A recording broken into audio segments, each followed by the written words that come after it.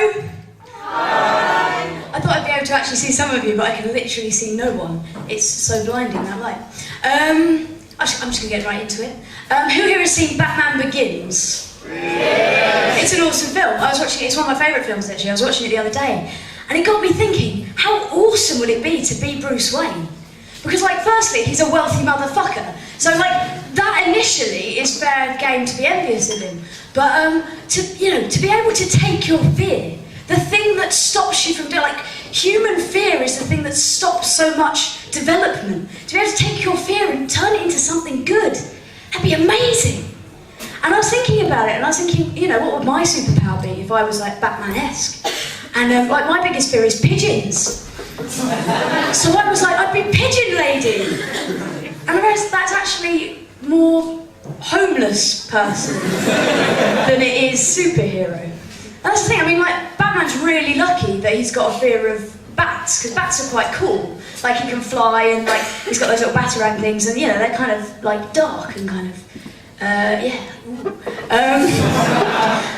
whereas, like, for example, if he had a fear of, like, worms, he'd be like, I am Worm Man. I can slither along the floor without the use of my limbs and dig tunnels with my nose. Like, it doesn't work. But it is really weird the way we name homeless people and people we deem to be crazy or weird and superheroes. I mean, you've got your superheroes. You've got Spider-Man, spiders, Bat-Man, bats. Superman, like soup, and then you've got like your crazy, like the crazy people, like there's the local crazy person from my hometown is called Flowery Flip-Flop Man.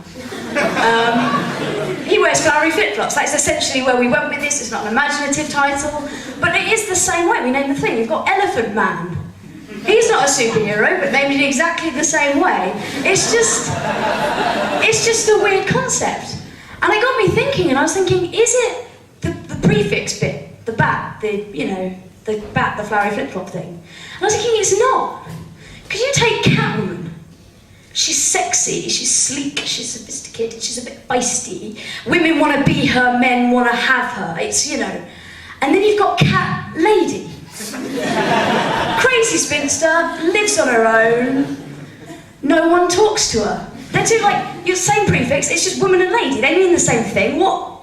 How have we made this into this, like, superhero? It doesn't make any sense. Yeah.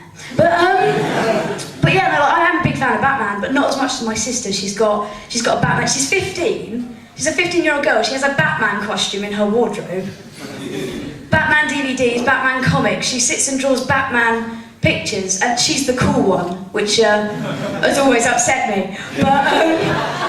But yeah, my favourite thing that she owns is a DVD, Batman meets Scooby-Doo. It's epic. I don't know who thought of that. I don't know who sat down and went, I know, I've thought of the perfect combination. We'll take Scooby-Doo and Shaggy, and we'll get them to meet Batman. That'd be perfect. And it's an awesome cartoon, it's fantastic, mystery van stuff, Batman helping out, Robin's there. They're a sort of a super team of superhero superness. But I didn't really feel they went far enough with it. Because the whole idea of Batman is that he's taken his fear, and he's got just one fear of bats. And he's taken that fear and he's turned it into this power, this bat power. But Shaggy and Scooby-Doo, they're frightened of everything, literally everything.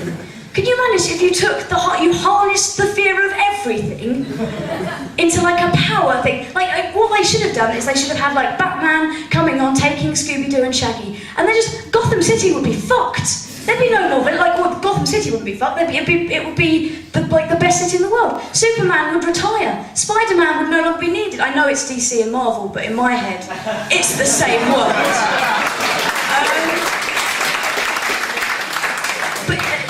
The thing, and I kind of see it in my head, I've really thought this through, you could tell, but like you'd have sort of Scooby-Doo and thing, and then Batman he could retire, he'd be like Splinter in the Teenage Mutant Ninja Turtles, he'd be there, it's a good reference, he'd support, so he'd help them. I got actually put off by a laugh which is quite, it's quite bad for a comedian, but never mind.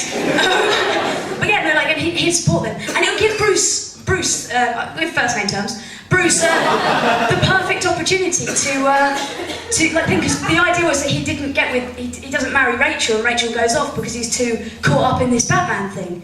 So it's a real shame that they didn't think about it at the time, because had they have done it, like, Batman could have finally retired and Gotham City would have been saved. It's just, the movie franchise, I suppose, they're like, Warner Brothers would be pissed off. But yes, I see a little flashing lights, and that says that I have to end soon. So I thank you very much for listening, and so yes, Pigeon Lady away.